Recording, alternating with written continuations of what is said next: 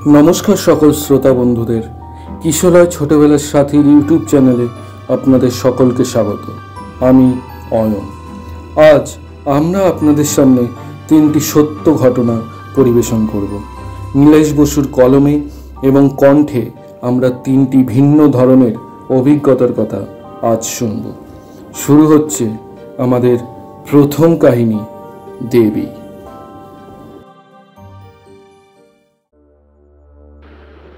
আজ যে গল্পটা বলবো সেটা মামা দাদুকে নিয়েই, সাথে আমার দিদাও আছে, কিন্তু এটা কোনো ভৌতিক গল্প নয়। এটা তোমরা সবাই শোনো, শুনে দেখো কেমন লাগে। যে মামা দাদুর কথা বলছি, সে মামা দাদু আমার দিদাকে খুব ভালোবাসতেন এবং প্রায় এখানে আসতেন। এখানে মানে বাড়িপুরে কথা বলছি, বাড়িপুরে আসতেন এবং বেশ কিছুদিন করে থেকে যেতেন দিদার কাছে, আবার চলে যেতেন, এরকম। তো মামা দাদু হঠাৎ করে একবার অসুস্থ হয়ে পড়েন। রাজস্থানে থাকাকালীন অসুস্থ হয়ে পড়েন। ওখানকার ডাক্তার, বদ্যি, কবিরাজ, হোমিওপ্যাথি, অ্যালোপ্যাথি সব তখনকার সময় যা যা আর কি ছিল সব রকমই দেখানো হয়, কিন্তু ওনার শারীরিক অবস্থা দিনকে দিন খারাপ হতে থাকে। কোনো ডাক্তারই ঠিক মতো ধরতে পারেন না যে কি রোগ হয়েছে, কেন সারছে না। তো এরকম অবস্থায় উনি বেশ কিছুদিন চলার পরে আমাদের এখানে চলে আসেন, মানে বাড়িপুরে আমার দিদার কাছে চলে আসেন। এখানে এসেও ডাক্তার দেখান, করেন, ওষুধপত্র খাচ্ছেন, কিন্তু কোনো রকমই ঠিক সুস্থ হওয়ার কোনো লক্ষণই নেই। দিনকে দিন যেন আরো এরকম হতে হতে আস্তে আস্তে উনি যত দিন যাচ্ছে হাঁটা চলা আর অবস্থা থেকে আস্তে আস্তে যেন সেই বিছানায় শয্যাশায়ী হয়ে গেলেন। বিছানায় শয্যাশায়ী মানে তারপরে আস্তে আস্তে এমন অবস্থা হলো যে উনি আর বিছানা থেকে উঠতেই পারতেন না। মানে ধরে ধরে তুলে বসিয়ে খাওয়ানো, করা, এইরকম ব্যাপারে একদম পৌঁছে গেছে।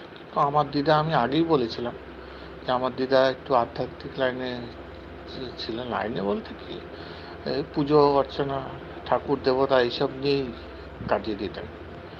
তো প্রতিদিন দাদার জন্য ঠাকুরের কাছে প্রার্থনা করেন, সব সুস্থ করে দাও, সুস্থ করে দাও, এরকম চলছে। একদিন যেদিনের ঘটনাটা, মেন ঘটনা যেদিন ঘটে, সেদিন রাতের কথা বলি। এরকম ভাবে চলছে, বাড়ির সবাই মন খারাপ। সবাই ধরে নিয়েছে যে এই মানুষটাকে বুঝি আর আমাদের সাথে বেশি দিন নেই, ওনাকে হয়তো আমাদের ছেড়ে চলে যেতে হবে, এরকম অবস্থা। দিদারও খুব মন খারাপ। দিদা সেদিন সন্ধ্যেবেলা ঠাকুরের কাছে খুব প্রার্থনা করেছেন, প্রার্থনা করে কান্নাকাটি করেছেন, করে বিছানায় রাত্রিবেলা যখন দিদা শুয়েছেন, কাঁদতে কাঁদতেই ঘুমিয়ে পড়েছেন। হঠাৎ করে রাত্রিবেলা দেখছেন দিদার কেউ এসে ডাকছে দিদাকে। দিদা বলছে যে হঠাৎ করে ঘুম ভেঙে গেছে। ঘুম ভেঙে বলছেন কে? দেখছেন একজন কালো, পুরো একটা মহিলা মুখ, একজন পুরো অন্ধকারের মধ্যে পুরো দাঁড়িয়ে আছে। বলছেন যে, দিদা বলছে কে তুমি? বলছে তোর দাদার জন্য তুই খুব চিন্তিত না? দিদা বলছে যে হ্যাঁ, অবশ্যই, দাদাকে এত কিছু করা হচ্ছে, ডাক্তার দেখানো, তো দাদার দিন দিন অবস্থা আরো খারাপ হচ্ছে, ভালোর দিকে তো কিছুই যাচ্ছে না। এরকম ভাবে থাকলে তো উনি যেন আমাদের সাথে বেশি দিন থাকবেন বলে আশা করছি না। তো তখন ওই যে যিনি দাঁড়িয়েছিলেন সামনে, তিনি তখন বলছেন যে আমি তোকে একটা ওষুধ দিতে পারি, সেটা তুই করতে পারবি? বলছে কি করতে হবে বল। বলছে আমি তোকে একটা জিনিস হাতে ঢেলে দেবো, তুই সেটা খেতে হবে তোকে। বলছে হ্যাঁ খাবো। বলছে ঠিক আছে। যেরকম কলের যে আঁচলা করে জল খায় সেরকম করে হাত পাতত। আমার দিদা সেইভাবে হাত পেতেছে। হাত পাততে দেখছে একটা কলসি থেকে একটা কালো কিছু একটা জিনিস দিদার হাতে ঢেলে দিচ্ছে, এবং সেটা দিদা যেরকম করে হাত পেতে আঁচলা করে কল থেকে জল খায় ওরকম ভাবে সেটা দিদা খাচ্ছে। বলছি সেটা দুর্গন্ধ, মানে অতি দুর্গন্ধ। এরকম করে দিদাকে ঢেলে দিচ্ছে আর দিদার সমানে সেটা খেয়ে যাচ্ছে। কিছুক্ষণ পর কলসিটা তুলে নিয়ে বললো, এবার এক কাজ কর, হাতে যা লেগে আছে সেই হাতটা নিয়ে গিয়ে তুই তোর দাদার মাথা থেকে পা পর্যন্ত সারা শরীরে বুলি দিয়ে আর সারা রাত তুই তোর দাদার ঘরে যাবি না। দিদার সাথে সাথে তাই করলেন। গিয়ে সেই হাতটা গিয়ে দাদার মাথা থেকে পা পর্যন্ত বুলি দিয়ে এলেন। এসে ঘরে চলে এলেন। এসে দেখছেন যে ঘরে আর কেউ নেই, বা সে হাঁড়িটাও নেই, বা কিছুই নেই, কেউ নেই। দিদা ঠাকুর ঘরে গেলেন। ঠাকুর ঘরে গিয়ে দেখছেন যে ঠাকুর ঘরেও কোনো ইয়ে নেই, যেরকম ঠাকুর যেরকম রয়েছে সেরকম সব রয়েছে। দিদা সারা রাত ঠাকুর ঘরে বসে প্রার্থনা করে ভোরবেলা উঠে ঠাকুর ঘর থেকে উঠে চলে এসে দাদার ঘরে গেছেন। গিয়ে যেন মনে হচ্ছে যে দাদাকে কাল রাতে যতটা অসুস্থ দেখেছি তার থেকে যেন কিছুটা সুস্থ এবং ভালোভাবে সাড়া দিচ্ছেন, ইয়ে করছেন। এইভাবে কিছুদিন চলার পর দেখা গেল যে মামা দাদু আস্তে আস্তে, যে মানুষটা বিছানা থেকে উঠতে পারছেন, আস্তে আস্তে উঠে বসছে। তারপরে আস্তে আস্তে বিছানা থেকে নেবে নিজে পায়ে হাঁটা চলা করতে পারছেন, এবং আস্তে আস্তে তিনি সুস্থ হয়ে গেলেন। এই সুস্থ হয়ে যাওয়ার পরও বেশ কিছু বছর কিন্তু মামা দাদু বেঁচে ছিলেন। তারপরে উনি অসুস্থতার কারণে মারা যান। এই হলো গল্প। তোমরা শুনে বলো কেমন লাগলো।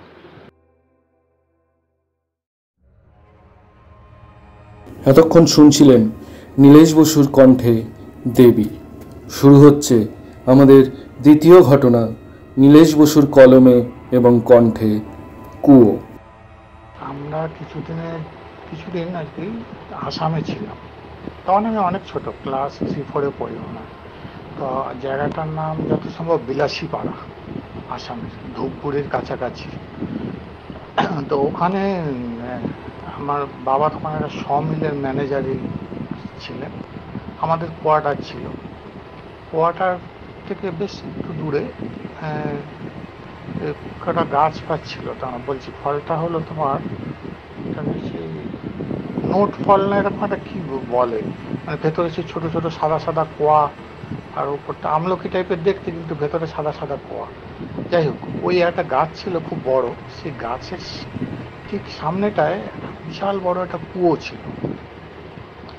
ওই কুয়োর জল আগে সবাই ওখান থেকে খাওয়া দাওয়া থেকে শুরু করে ইয়ে করে, আর কুয়োটা বেশ বড় আর খুব গভীর কুয়ো ছিল।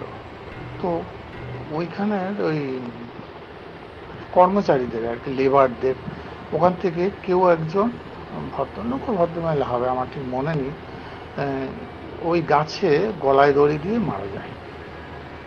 তারপর থেকে দিনের বেলা ওই কুয়োতে অনেকে জল আনতে গেলেও যেত, কিন্তু দুপুরবেলা তো একদমই যেত না, আর সন্ধে হয়ে গেলে ওইদিকে আর কেউ যেতই না। আর যে ব্যাপারটা বলবো বলে আর কি বললাম, সেটা হলো যে প্রতি বছর একটা নির্দিষ্ট টাইম ছিল, সেই টাইমের মধ্যে কেউ না কেউ ওই কুয়োয় পড়ে যাবে এবং বেশিরভাগ সময় মারা যাবে।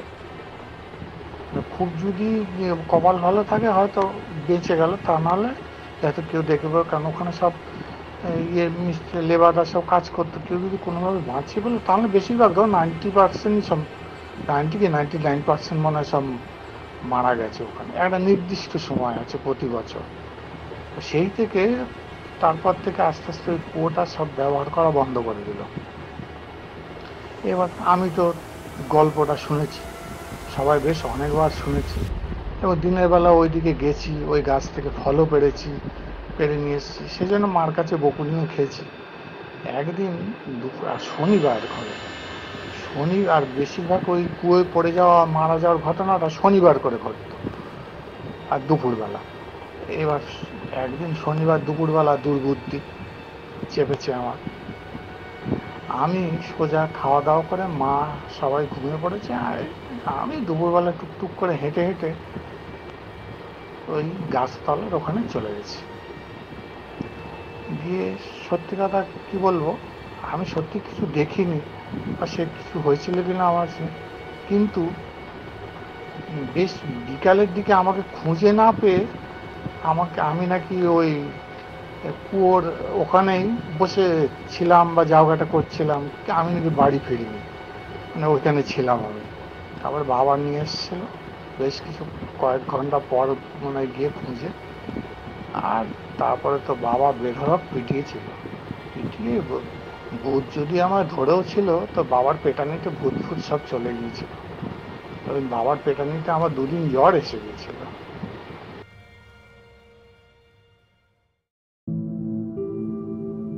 শুনছিলেন নীলেশ বসুর কণ্ঠে কুয়ো। শুরু হচ্ছে আমাদের তৃতীয় সত্য ঘটনা, নীলেশ বসুর কলমে ও কণ্ঠে লাঠি। আচ্ছা, আমি আগেই বলেছি যে আমার মামা দাদু একজন গুরুদেব ছিলেন, মানে ওই ফকির সাহেব বলো বা পীর বাবা বলো, ওইরকম টাইপের একজন আর কি ছিলেন। এবং মামা দাদু ওনার কাছে প্রায় প্রতিদিনই যেতেন, কি বিভিন্ন রকম ব্যাপারে আলোচনা করতেন, রাত্রিবেলা ফিরতেন, এগুলো আমি সবই বলেছি। তো মামা দাদু যে রাস্তাটা দিয়ে যাতায়াত করতেন, সে রাস্তা একটা গল্প বলি। তো মামা দাদু প্রতিদিন যেতেন আসতেন, তো একটা বট গাছ ছিল, সম্ভবত বট গাছ ছিল, তো সেই গাছের তলাটা দিয়ে এসে আর কিছুটা এলে মামা দাদু বাড়িতে ঢুকে যেত। তো রাত্রিবেলা করে ফিরতেন। প্রায় সময় যখন রাত্রিবেলা ফিরছেন গাছের তলা দিয়ে, ওনার মনে হতো কেউ ওনাকে আটকে দিচ্ছে, মানে ওই গাছতলাটা মানে বেরোতে দিচ্ছেন না। কিছু কিছু সময় ওনার মনে হতো যে কেউ হয়তো টেনে ধরছেন, মানে এরকম আর কি সমস্যা। তো এরকমভাবে উনি একটু সাহসী ছিলেন, আমি আগে বলেছি, উনি এসব পরোয়া করতেন না, ও ঠিক চলে আসতেন কোনো না কোনোভাবে। তো একদিন এরকম রাত্রিবেলা ফিরছেন, তো ওই গাছতলাতে যে এসছেন, দেখছি মনে হচ্ছে বেশ কয়েকজন মিলে যেন ওনাকে টেনে ধরে আছে, কিছুতেই উঠি যেন ওই বট গাছের তলাটা পার করতে পারছেন না। উনি তখন বলছে, এই কে রে তোরা, কে আমাকে এরকম করছিস? তো তখন দেখছেন যে একটা আওয়াজ তোকে বলছে, এই তোকে কতবার বলেছি যে তুই আমার এই গাছ তলা দিয়ে যাবি না? তো মামা দাদু বলছেন যে কে তুমি? আমি কে তোর জেনে দরকার নেই, তোকে আমি বলে দিলাম যে এই গাছতলা দিয়ে তুই যাবি না। তো মামা দাদু বলছে ঠিক ঠিক আছে, দেখা যাবে বলে একটা মন্ত্র বা কিছু হয়তো জপ করেছেন, কিছুক্ষণ পর আবার চলে এসছে, অসুবিধা হয় চলে এসছে। এরপরে মামা দাদু মনে যেন একটা জেদ চেপে গেছে, প্রতিদিন আর অন্য দিক দিয়ে ঘুরে আসেন, রাত করে আসেন, আর ওইখান দিয়ে আর যেই আসেন গাছতলার সাথে সাথে দেখেন যে কেউ যেন ওনাকে টেনে ধরছে আর একই কথা বলছে, এই তোকে বলেছি না আমার গাছের তলা দিয়ে যাবি না, এখান দিয়ে এত রাতে তুই গেলে আমার অসুবিধা হয়, এত রাতে গেলে তো আমার অসুবিধা হয়। মামা দাদু সংবাদ পাত্র না, এরকম করে বেশ কিছুদিন যাওয়ার পর লাস্ট যেদিনের কথা বলছি, মানে সেদিন মামা দাদু ফিরছেন, আর ওখানে দিয়ে এসছেন তখন বলছে, তোর তো সাহস কম নয়, প্রতিদিন তুই আমার এখান দিয়ে যাচ্ছিস। বলে মনে হলো যেন সে বিশাল একটা ধাক্কা না হাওয়া হলো, মামাদের মানে ছিটকে 10-12 হাত দূরে ফেলে দিল। মামা দাদু উঠে বললেন, ঠিক আছে, তোর গাছের তলা দিয়ে তুই আমায় যেতে দিবি না তো, কাল রাত্রিবেলা দেখবো তুই আমায় কি করতে পারিস। বলে মামা দাদু বাড়ি চলে গেছে। পরের দিন একটু মানে বিকেল টাইপে ওই সেই মামা দাদু গুরুদেব মানে ফকির বাবা বা পীর বাবা যাই বলো না ওনার কাছে গেছে। এতদিন মামা দাদু কিন্তু কিচ্ছু বলেননি ওনাকে। আজকে পুরো ঘটনাটা খুলে বলেছে। উনি বলে, তুই আমাকে আগে বলিস কেন?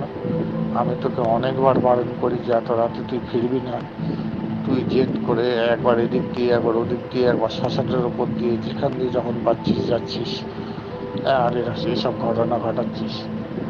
তুই এক কাজ কর। বলে কি? বললো, দেখ ওই আমার ওই ঘরের কোনায় একটা লাঠি আছে। বলে হ্যাঁ। বলে ওটা নিয়ে আয় আমার কাছে। মামলা দিকে দেখলেন একটা বেতের লাঠি রয়েছে, ওই 3 হাত 4 হাত মতো লম্বা, একটু মোটা, খুব সরু না খুব মোটাও না, মোটামুটি একটা লাঠি। বলে দে আমার কাছে। বলে ওনার গুরুদেব ওই লাঠিটা নিয়ে কি বিড় করে 3বার বললেন। 3বার লাঠিটার উপর থেকে নিচ পর্যন্ত লম্বা করে দাঁড় করিয়ে হাত বুলিয়ে দিলেন লাঠি দিয়ে। বললেন, নে, এই লাঠিটা তুই যেভাবে আমি বলবো সেইভাবে নিয়ে গাছতলা দিয়ে যা। বললো তারপরে? বলে যদি তোকে আটকায় বা তোকে ধরে, তখন তুই এই লাঠিটা দিয়ে 2 হাতে লাঠিটা ধরবি, ধরে গাছের গোড়ায় পরপর সপাটে 3বার মারবি। মেরে আর 3বার মারবি ঠিক কথা, কিন্তু একটা কথা বলে দিই, প্রথম 2বার যেন না ভাঙে, 3বার এত সজোরে মারবি যাতে লাঠিটা ওখানে ভেঙে যায়। বলে দেখ তারপর কি ঘটে। বললো ঠিক আছে। ও আর হ্যাঁ, লাঠিটাকে তুই এখান থেকে যখন নিয়ে যাবি, গদা যেভাবে কাঁধে নিয়ে যায় ওইভাবে লাঠিটা কাঁধের ওপর ফেলে হাত দিয়ে ধরে ওইভাবে নিয়ে যাবে। তো যথারীতি রাত্রিবেলা 12টা 12:30 পর গুরুদেবের কাছ থেকে বেরিয়েছে মামা দাদু। বেরিয়ে হেঁটে হেঁটে আবার সে গাছতলা গেছে। গাছতলা যাওয়ার সাথে সাথেই আবার সে আগের মতো শুরু হয়ে গেছে। তোর এত বড় সাহস, তুই আবার গাছে গেছিস, আজ তোকে তুই বেঁচে ফিরবি না, হ্যান ত্যান, এরকম নানা রকম কথা ওনাকে বলছে। উনি তখন বলছে, যাই তোর কত ক্ষমতা দেখবো আজকে। বলছে তাহলে দেখ। বলে দেখছে যে সে মনে হচ্ছে যেন বিশাল একটা ঝড় বা কিছু একটা এরকম। মামা দাদুর সাথে সাথে করেছে লাঠিটা যেরকম ওনার গুরুদেব বলেছিলেন নিয়ে। বলে দেখ তোকে তাহলে আমি কি করি। বলে 3বার মারলেন, 2বার মারলেন, 3বারের মাথা জোরে মেরে লাঠিটাকে ভেঙে দিলেন। যে ভেঙে দিয়েছে সাথে সাথে দেখছে কেউ একজন বলছে, তুই বেঁচে গেলি, ঠিক আছে, আমি আর তোকে কিছু করবো না, তুই বেঁচে গেলি, তোর গুরুদেবের জন্য তুই আজকে বেঁচে গেলি। তো ওই এরকম শুনে একটা মামাদের দোকান থেকে চলে এসছে। আসার পর তারপর থেকে অনেকবারই ওই গাছের তলা দিয়ে উনি যাতায়াত করেছেন, কিন্তু তারপর থেকে নাকি আর কোনোদিনই উনি শুনতে পাননি বা ওনার কোনো অসুবিধাও হয়নি।